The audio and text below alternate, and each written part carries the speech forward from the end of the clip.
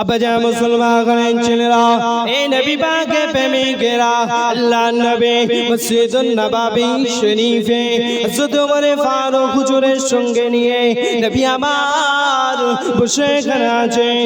হযরত ওমরকে জিজ্ঞাসা করলেন, ও মা বলো না আনা ফি হুব্বিহি, আমি রাসূলুল্লাহকে কতটা ভালোখানা বাসো। ও মা তুমি বলো আমি রাসূলকে তুমি কতটা ভালোবাসো।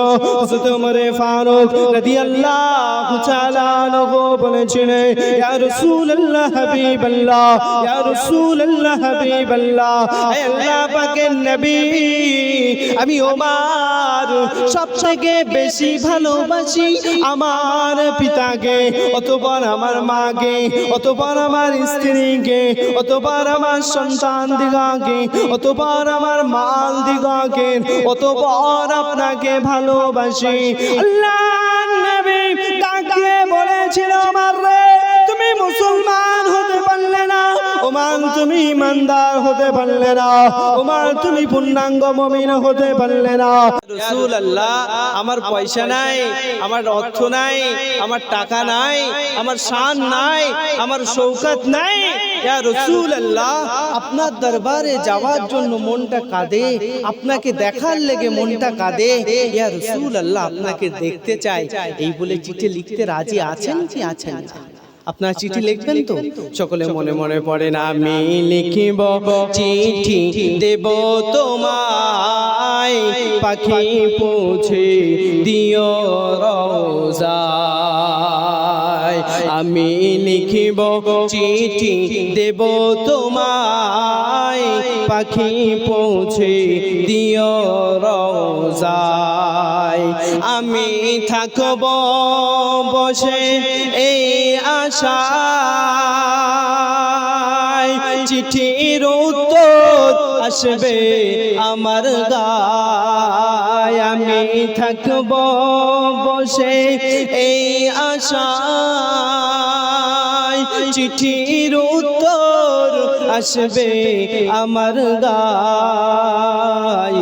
আমি লিখিব চিঠি দেব তোমায়, পাখি পৌঁছে দিও রওজায়। মোহাব্বতে দরুদ আল্লাহুম্মা সাল্লি আলা।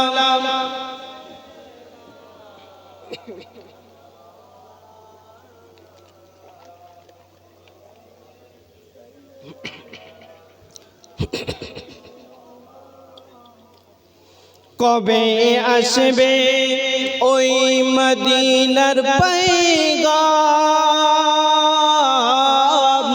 গায়ে বাঁধব হাজিদের ঘেরা।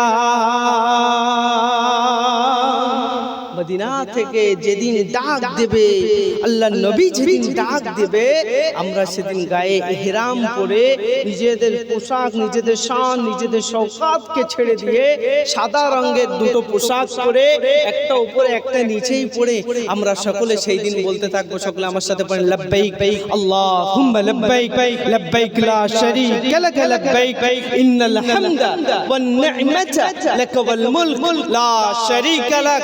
আল্লাহ আমি হাজির হতে চাই, আমি হাজির হতে চাই, আমি হাজির হতে চাই। আল্লাহ আমি হাজির হয়ে গিয়েছি, আপনি ছাড়া কোনো উপাস্য নাই, আপনি ছাড়া কোনো মাবুদ নাই, আপনি ছাড়া কোনো ইলাহা নাই, আপনি ছাড়া কোনো স্রষ্টা নাই। আল্লাহ আমি হাজির হয়ে গিয়েছি আপনার দরবারে। বান্দা লাব্বাইক লাব্বাইক বলতে বলতে বান্দা আল্লাহর দরবারে আসবে। আল্লাহ বান্দা লাব্বাইক বলার উসিলা করে বান্দার জিন্দেগীর তামাম গুনাহ খাতাগুলোকে maaf করে দেবে। জোরে বলেন না সুবহানাল্লাহ। আর একটু জোরে বলতে পারলেন না সুবহানাল্লাহ। কবে আসবে ওই মদিনার পয়গাম, গায়ে বাঁধব হাজিদের ঘেরা। আমি ঘুরব ওই মদিনা চারিপাশ, দু চোখে দেখব সবজে গুম্বাদ।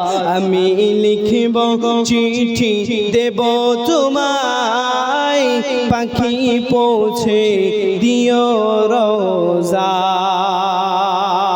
দরুদ দরুদ আল্লাহুম্মা সাল্লি আলা মাওলানা মুহাম্মদ ওয়া আলা আলিহি।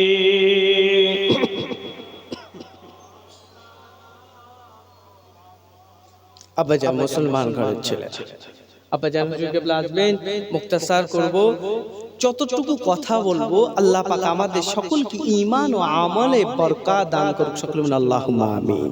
আমরা সবাই রাসূলকে ভালোবাসি কি বাসি না? একটু জোর করে বলেন, নবীকে ভালোবাসেন কি বাসেন না? আমরা রাসূলকে প্রাণের থেকে বেশি ভালোবাসি, জানের থেকে ভালোবাসি, তাই না? রাসূলকে যদি জানের থেকে বেশি না ভালোবাসেন, প্রাণের থেকে বেশি না ভালোবাসেন, আল্লাহ পাক আপনাদেরকে মুমিন বলে গণ্য করবে না।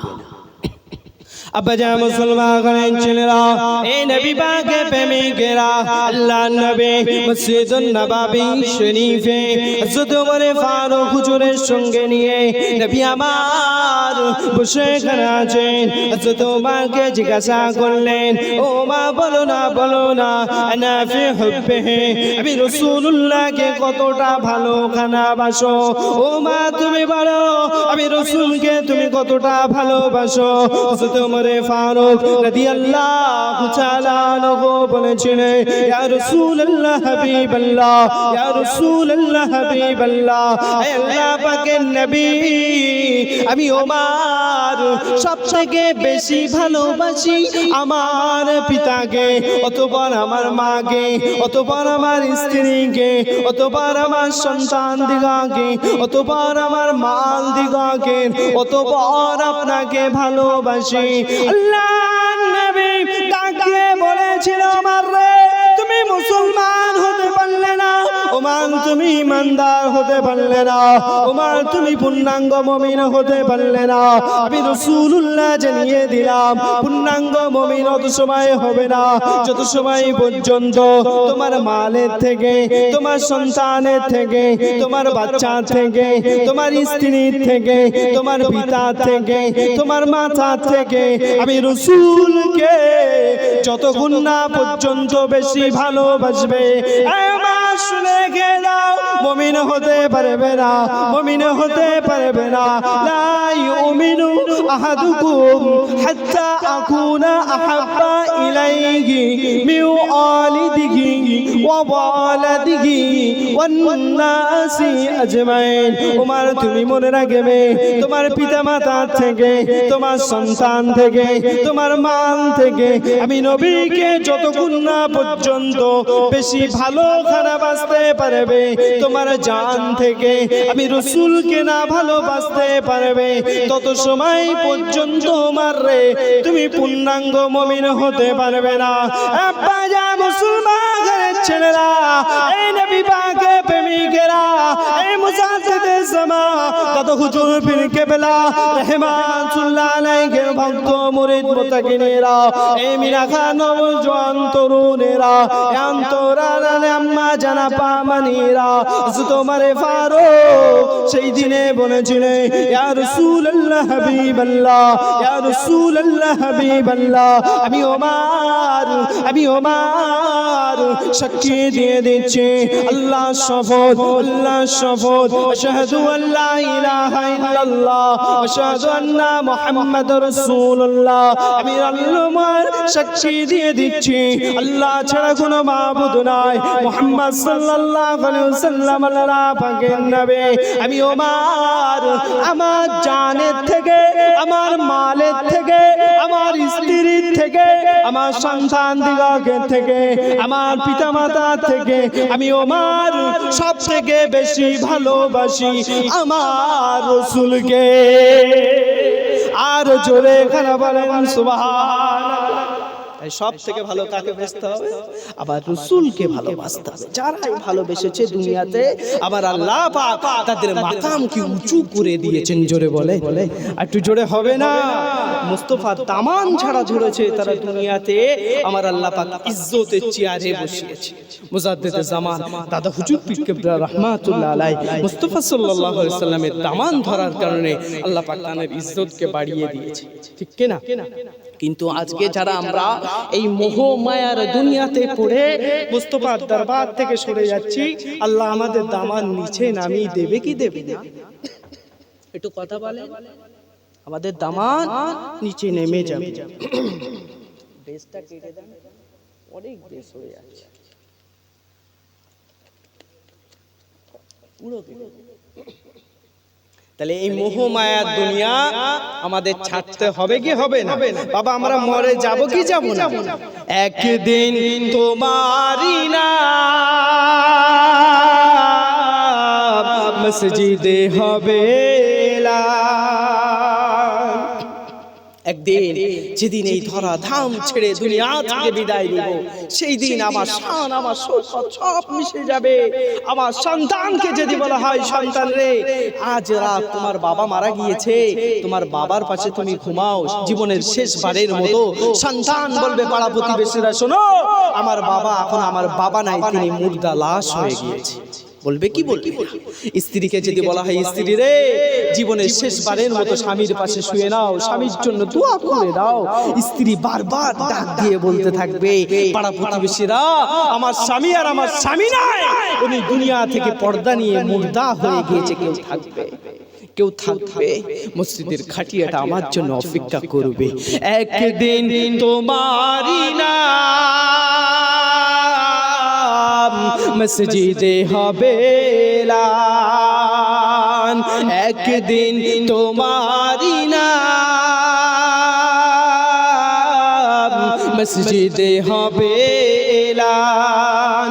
তৈরি থেকো, তৈরি রেখো, ওরে তৈরি থেকো, তৈরি রেখো, কবরি মাল সামান একদিন তোমারই নাম মসজিদে হবে এলান। একদিন তোমাকে পরাবে কাফন, সঙ্গী সাথীরা করবে দাফন। একদিন তোমাকে পরাবে কাফন, সঙ্গী সাথীরা করবে দাফন। হঠাৎ করে আসবে যখন কি হবে ভবেরি মোহ তখন।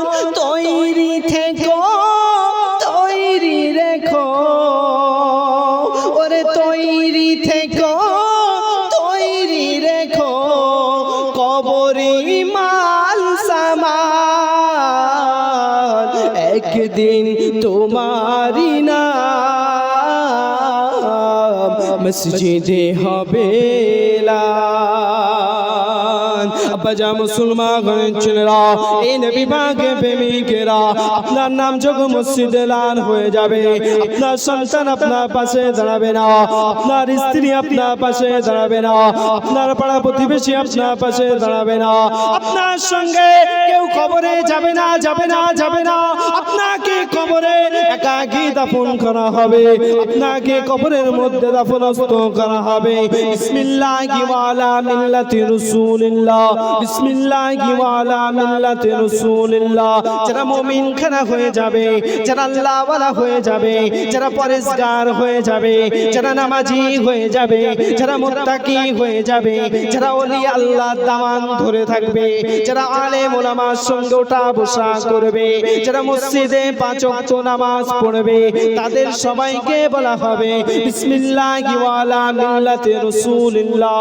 এই জগৎবাসীরা তোমরা শুনে রেখে দাও।